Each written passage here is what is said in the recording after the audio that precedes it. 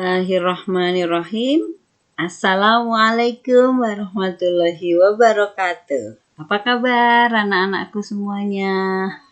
Anak-anak kelas 5 SD Muhammadiyah Insan Kreatif Kembaran. Hari ini kita akan belajar lagi tentang kemuhammadiyahan, masih di bab 2. Kita akan bahas lagi tentang Mars Hizbul Waton. Kemarin kalian sudah belajar tentang lirik lagu Mars Hizbul Waton, kemudian siapa penciptanya, bagaimana kemudian nadanya. Kalian juga sudah menghafal semuanya. Seperti apa lagu Mars Hizbul Waton? Nah, kesempatan kali ini, pada minggu kali ini, kita akan belajar atau membahas tentang makna Mars Hizbul Waton. Jadi kalau kemarin kita sudah belajar tentang apa saja sih liriknya, seperti apa liriknya, terdiri dari 3 bait, kita akan membahas satu persatu bait demi bait dari lirik lagu Mars Hizbul Waton. Baiklah anak-anakku semuanya, sebelum kita mulai, mari kita bersama-sama melafadzkan basmalah. Bismillahirrahmanirrahim. Makna Mars Hizbul Waton. Nah, bait pertama, kalian masih ingat bait pertama? Hizbul Waton Muhammadiyah tetap pesat berkembang di seluruh Indonesia, bukan di sini saja. Nah, apa maknanya? Maknanya dari bait pertama adalah kepanduan Hizbul Waton dari masa ke masa. Jadi dari sejak pertama kali Hizbul Waton didirikan, tahun berapa? Masih ingat? Betul, tahun 1920. Berarti sudah berapa tahun? Sudah 80 tahun. Kepanduan Hizbul Waton dari masa ke masa mengalami perkembangan yang sangat pesat dan tersebar ke seluruh Indonesia. Jadi bukan hanya ada di Bantul, bukan hanya ada di Jogja, tapi ada di seluruh Indonesia. Kemudian bait kedua, memegang amanahnya, menjunjung agama, teguh hati sebagai baja, menjalankan kewajiban dengan sopan serta perwira.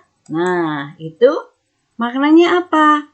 Pandu Hizbul Waton memiliki pribadi yang dapat dipercaya, amanah, dan bertanggung jawab. Jika diberi amanah, pasti dia.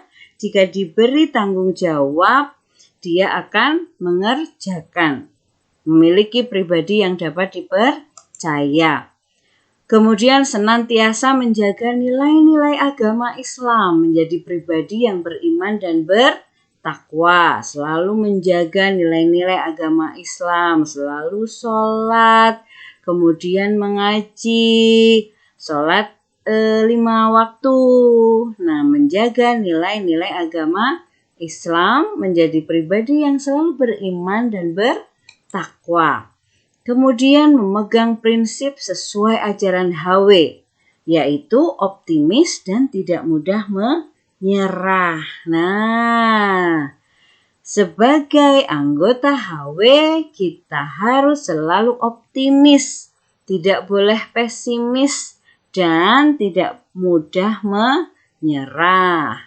Jangan bentar-bentar aku nggak bisa, malu. Nah, itu berarti gampang menyerah. Pandu HW tidak seperti itu. Pandu HW itu optimis dan tidak mudah menyerah. Kemudian senantiasa melaksanakan tugas-tugasnya dengan penuh tanggung jawab, memiliki pribadi yang santun, menghormati yang lebih tua dan menyayangi yang lebih muda. Nah, ini dia. Senantiasa melaksanakan tugas dengan penuh tanggung jawab. Jika diberi tugas, dilaksanakan dengan penuh tanggung jawab. Memiliki pribadi yang santun, Pandu HW itu harus selalu sopan santun.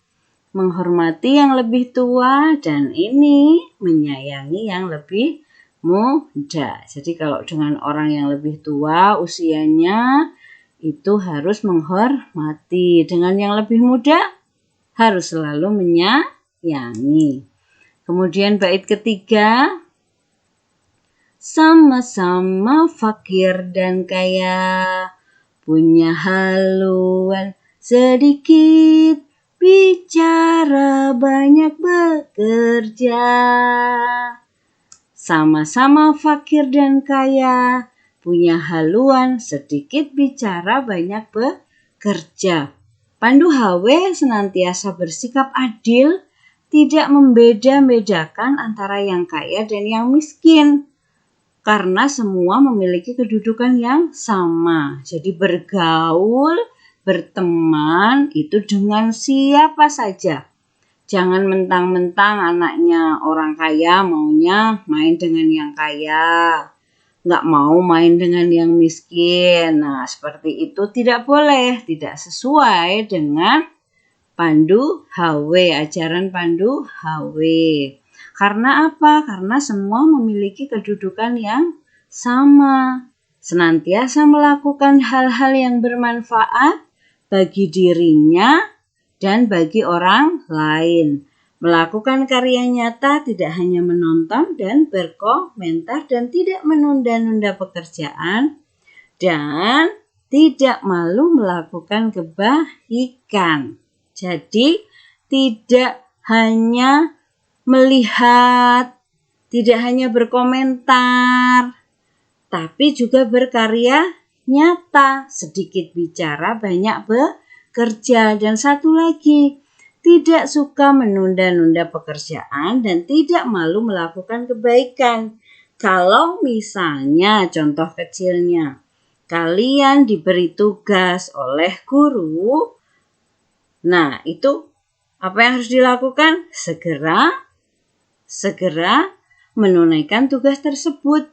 Segera melaksanakan apa yang diminta oleh guru. Tidak boleh menunda-nunda dan tidak malu melakukan kebaikan. Melakukan kebaikan kok malu. Misalnya apa? Menyapa orang yang ketemu di jalan, orang yang kita kenal. Nah, itu kan melakukan kebaikan, tapi kita sering malu. Nah, tidak malu melakukan kebaikan. Itu contoh kecilnya. Itu tadi makna dari 3 bait Mars Hizbul Wathan. Kesimpulannya dari makna lirik Mars HW itu adalah Pandu HW hendaknya menjalankan amanah dan kewajiban dengan penuh tanggung jawab. Yang kedua, berakhlak mulia dan senantiasa menjunjung tinggi nilai-nilai ajaran agama Islam. Kemudian yang ketiga, memiliki sifat istiqomah baik dalam lisan, sikap dan perbuatannya harus senantiasa seiring dan sejalan. Istiqomah, memiliki sifat istiqomah baik dalam lisan, sikap dan perbuatannya harus senantiasa seiring sejalan. Nah, itu tadi kesimpulan dari keseluruhan makna lirik Mars HW. Itulah tadi anak-anakku semuanya. Untuk lebih jelasnya kalian coba baca lagi dan pahami di buku Kemuhammadiyahan halaman 35 dan halaman 36. Kalian juga bisa membaca tentang penerapan makna Mars HW di halaman 36. Anak-anakku semuanya, marilah kita akhiri dengan melafadzkan hamdalah bersama-sama. Alhamdulillahirabbil alamin. Nun wal qalami wa ma yasturun. Wassalamualaikum